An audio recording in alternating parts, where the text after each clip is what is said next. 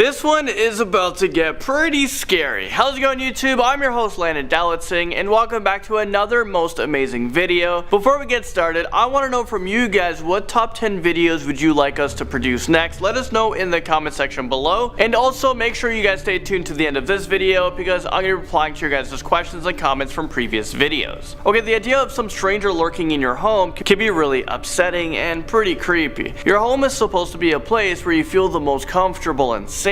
But there are so many stories of strangers breaking into homes in order to steal your stuff or to physically hurt you. Why? I don't know. So here are the top 10 break-in stories that will send chills down your spine. Oh, and you might want to lock your doors before you get started with this video. Like seriously, go check your doors, make sure it's locked. And your windows. Okay, hopefully I'm not scaring you guys too much, but starting off this unfortunate list, and at number 10 is the Bennett family murders. On the night of January 16th, 1984, a man broke into the Bennett home where he slashed 27-year-old Bruce Bennett and hit him over the head with a hammer. The invader then went into the mother's room where he sexually assaulted her. He assaulted both her and their 7-year-old daughter before murdering them with blunt force trauma. The insane killer continued his killing spree when he viciously attacked their other 3-year-old daughter. He left her there to die with severe facial wounds. Thankfully, the toddler survived the incident, but she will have to grow up with the pain of losing her family in such a brutal and vicious manner. I just couldn't imagine. Moving into number 9, we have the nurse dorm murders. Richard Speck was a deranged and psychopath who broke into a Chicago nursing home dorm in the middle of the night and slaughtered 8 female nurses. He managed to break through the security system, and he was armed with a knife and a gun. He would quietly wake each nurse up one by one before he tied them up and then proceeded to strangle them and stab them to death. He made the other nurses watch as he murdered their friends. If this doesn't sound bad enough, he decided to rape his final victim before strangling her. One nurse managed to survive this horrific night by hiding underneath her bed, but she will have to live with the memories of this brutal and gruesome night.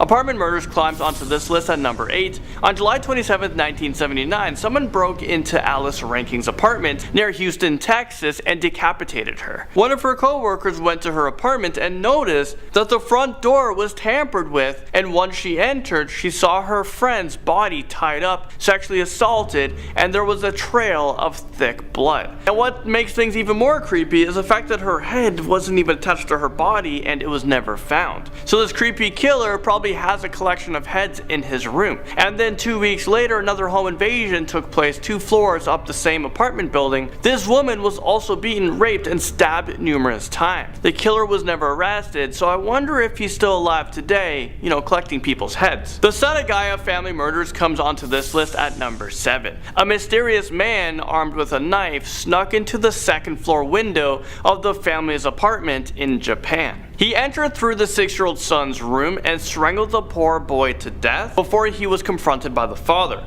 The lunatic managed to stab the father multiple times until he died, but the killer wasn't finished there. He moved into the kitchen, grabbed another knife, and stabbed the mother of the family and her 8-year-old daughter to death. What makes this case even crazier is that after the brutal killings, the murderer stayed inside of the home for several hours. He did some internet surfing and ate some ice cream before he decided to leave the crime scene. And oh yeah, this killer has never been caught. This case is still considered to be open, and there are dozens of investigators working on this case full time. Moving into number 6 on this list is the Ketty cabin murders. On the night of April 11th, 1981, 3 victims were bludgeoned to death in their California cabin. A mother, her teenage son, and their son's friend was viciously murdered inside of the cabin while they were sleeping, and the 4th victim was a 12-year-old girl whose remains were found years later in a nearby cabin. What makes this case even more upsetting is the fact that these murders remain a mystery today. The 3 bodies were discovered by their oldest daughter, and she saw that the bodies were bound with medical tape and appliance wires. They have been stabbed, bludgeoned,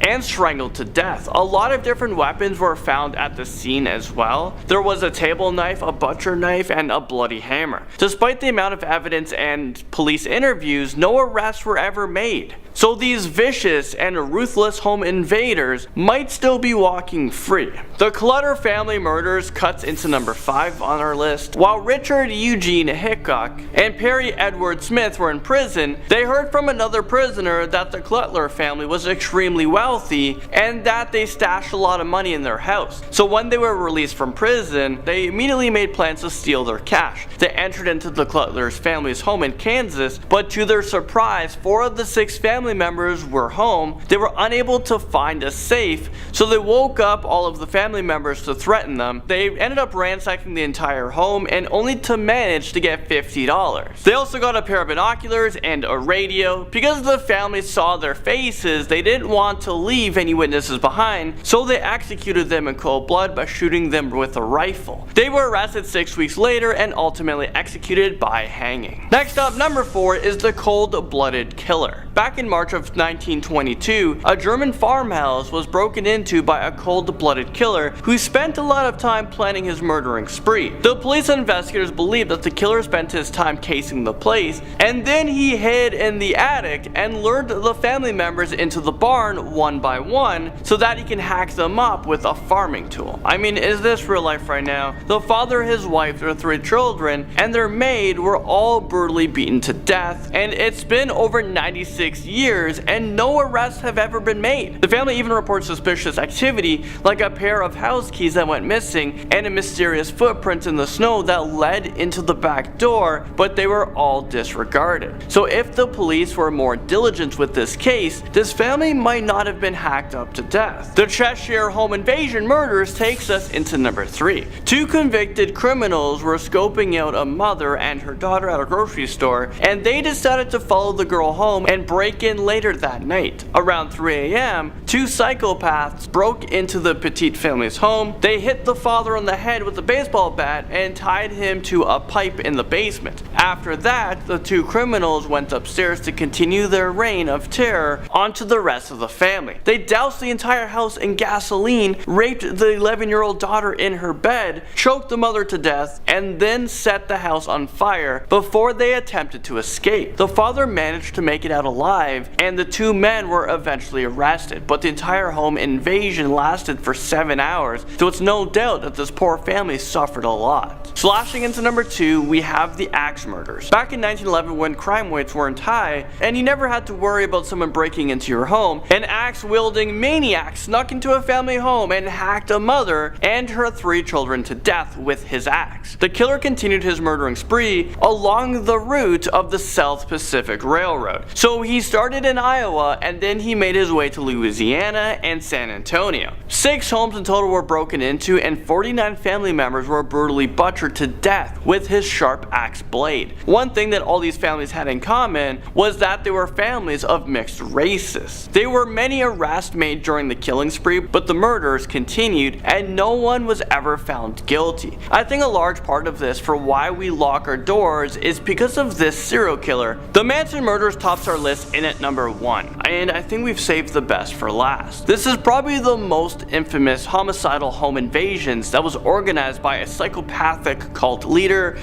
Charles Manson. On the night of August 8th, 1969, Charles Manson ordered 3 of his brainwashed followers to break into the home of actress Sharon Tate and to brutally kill everyone inside of the home. The Manson family murdered 5 people in the home by stabbing and strangling them to death, and then they took the blood and wrote "pig" on the front door as they left. The next night, Charles Manson was not impressed at the sloppiness of the previous night's murders, so he ordered a group of his followers to murder another set of victims. So they broke into the home of Leno LaBianca and his wife and proceeded to brutally murder them. Okay, so that was pretty awful, and you guys have made it to the end of this video, so it is time to reply to you guys' comments from previous top 10 videos. Okay, first we have Tom Carpenter, who said, just going to leave this comment here, and hopefully Landon reads it in his next video. Thank you so much for commenting. True Dat says, Landon, you are really pushing the do not sing. I don't think your wife would appreciate the name change. I think think she should become Brittany Do Not Sing as well.